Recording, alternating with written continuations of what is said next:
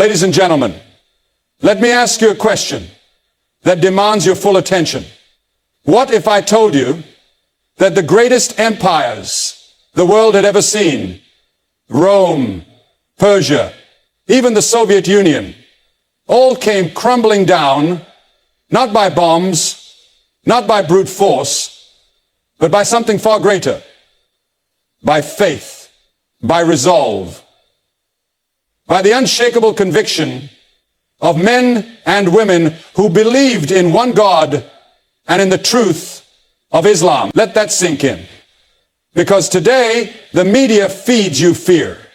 The world paints Muslims as weak, broken, defeated. But history, real history, tells a story that will shake your soul awake. Islam didn't just survive the superpowers. It outlived them. Faith over force is not a poetic slogan. It's the very heartbeat of Islamic history. When we examine how Islam confronted and overcame the greatest powers of the world, we see a pattern that defies logic and military theory. Empires that had everything, armies, wealth, technology, and political influence, were brought to their knees not by similar might, but by an unshakable belief held by those who had almost nothing. That belief was rooted in the absolute oneness of God and the divine mission given to the Prophet Muhammad, peace be upon him. At the time of Islam's emergence in the 7th century, the Arabian Peninsula was a collection of tribes with no standing army, no empire, and no geopolitical influence. Meanwhile, the two dominant superpowers, the Byzantine Roman Empire and the Sassanid Persian Empire, were deeply entrenched, equipped with massive armies, complex governance systems, and centuries of military dominance. And yet, within just a few decades, both of these global giants were either humbled or completely dismantled. How? The answer is not found in swords, but in sincerity. The early Muslims possessed a level of faith that made them immune to fear and untouchable by temptation. They didn't fight for land, wealth, or fame. They fought because they believed that their mission was divinely ordained, and that even death in this path was a form of victory. These were people who stood in prayer at night and stood like mountains by day. They didn't need massive war strategies or alliances with kings. They had the Quran in their hearts and certainty in their purpose. It was their inner strength, rooted in the belief that La ilaha illallah, there is no God but Allah, that made them unstoppable. Empires that built their strength on arrogance, idolatry, and oppression could not understand or defeat a people who were spiritually free. The Muslim armies were small in number, often poorly equipped. But they had one thing the world couldn't manufacture: taqwa, a consciousness of God that guided every step they took. Faith gave them courage. It gave them clarity. It gave them discipline, unity, and above all, endurance. When they faced overwhelming odds, they didn't break. They believed. And belief became their armor. The Persian army, with its elephants, chariots, and elite soldiers, was outmaneuvered by barefoot warriors who prostrated on sand. The Byzantine generals, trained in Roman warfare and backed by a tradition of conquest, were left stunned by an opponent that couldn't be bribed, intimidated, or exhausted. The Muslims weren't fighting for life, they were fighting through life for something far greater, the hereafter. Faith also created an unbreakable bond among believers. It erased tribalism, racism, and selfish ambition. A slave stood shoulder to shoulder with a nobleman in the rows of prayer and in the ranks of war. This unity powered by belief and not personal interest, created a strength that no empire could replicate. It was not a political alliance. It was a spiritual force field.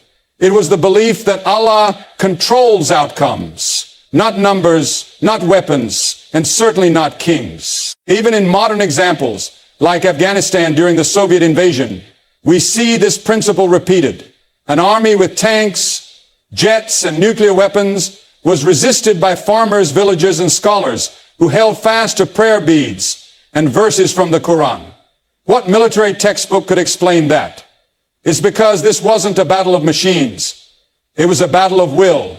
And faith is the highest form of willpower. It teaches patience when the world is collapsing. It teaches sacrifice when comfort is available. It teaches humility in victory and strength in loss. So when we say faith over force, we are acknowledging a reality proven time and again, that the human spirit, when connected to divine truth, becomes more powerful than any weapon forged by men. The pages of history don't lie. Faith didn't just stand against force. It outlasted it, outshone it, and ultimately overcame it. Throughout history, the rise of Islam and its triumph over global superpowers has stood as one of the most compelling testimonies to the power of faith, discipline, and divine guidance. When the Prophet Muhammad, peace be upon him, received the first revelation in 610 CE, the Arabian Peninsula was a region fragmented by tribal loyalties, idol worship, and moral decay. Meanwhile, two colossal empires dominated the known world, the Byzantine Empire in the west and the Sassanid Persian Empire in the east. These empires were rich, technologically advanced, militarily superior, and deeply entrenched in global politics and warfare. On the surface, it seemed impossible that a small group of early Muslims, often persecuted, impoverished, and outnumbered, could ever pose a threat to such giants.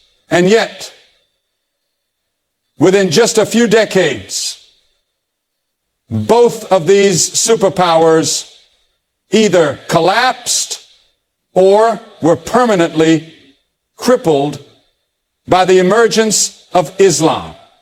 The Persian Empire was the first to face the rising Islamic State. Known for its lavish courts, elite military forces, and rich culture, Persia had been a dominant force for centuries. But its internal corruption, heavy taxation, and moral decay made it vulnerable.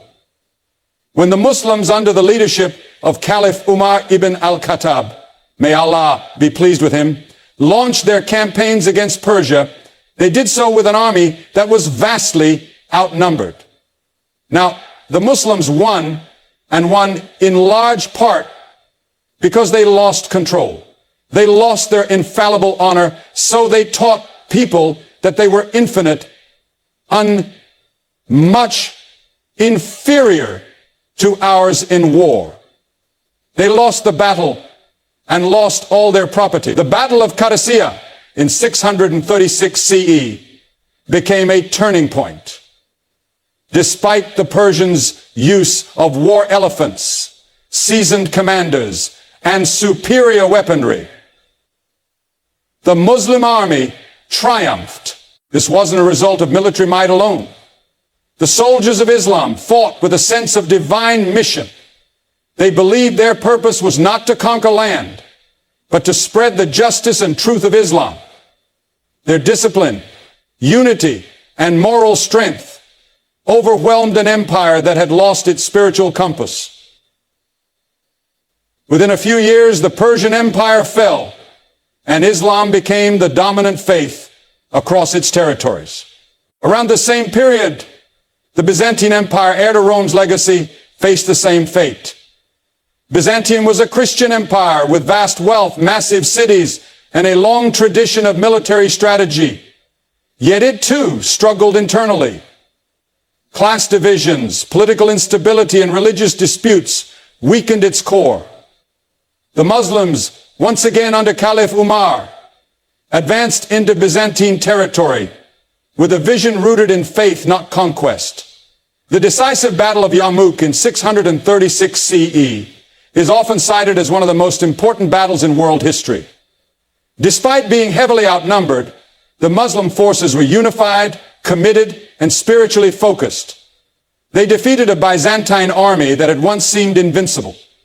This victory shattered Byzantine control over Syria and Palestine and marked the beginning of the Islamic expansion into the heart of the Christian world. These weren't isolated incidents. History is filled with examples of superpowers falling before the resilience of Islamic belief. Fast forward to the 20th century, and we see another dramatic episode, the Soviet invasion of Afghanistan. The Soviet Union was a modern-day superpower with nuclear weapons, a massive standing army, and global political influence. In 1979, it invaded Afghanistan, expecting a swift victory over what it considered an underdeveloped tribal society. What it encountered instead was a nation of believers who refused to submit.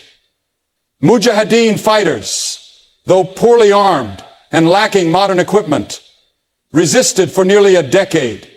Their endurance, rooted in Islamic faith, slowly drained the Soviet military. The war became unwinnable. By 1989, the Soviet Union withdrew in defeat, and just 2 years later, the empire itself collapsed. Once again, a global superpower had been defeated not by equal military force, but by a people who believed in something greater than themselves. These historical moments are not just tales of battlefield triumphs. They are signs of something deeper. They show how Islam, powered by sincerity, faith, and a divine sense of justice, has repeatedly overcome empires that were thought to be indestructible. The lesson is not just in the military victories, but in the moral and spiritual superiority that Islam brought to the world. When Islam began to spread beyond the Arabian Peninsula, it did not do so through oppression, exploitation, or the thirst for power, but through a deep commitment to justice. The early Muslims believed that their mission was not merely to conquer territories, but to bring divine justice to lands that were engulfed in tyranny, inequality, and corruption. This fundamental principle of justice wasn't just a slogan. It was the very essence of Islamic governance, law, and social order. It was what distinguished Islam from the empires it confronted and eventually replaced. Unlike many conquerors in history who ravaged cities, enslaved populations, and imposed their rule through